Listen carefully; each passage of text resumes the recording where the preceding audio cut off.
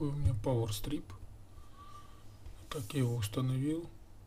Выдает очень хорошие показатели. Подходит для розетки, подходит для всех типов, и китайские, и обычные эти вилочки.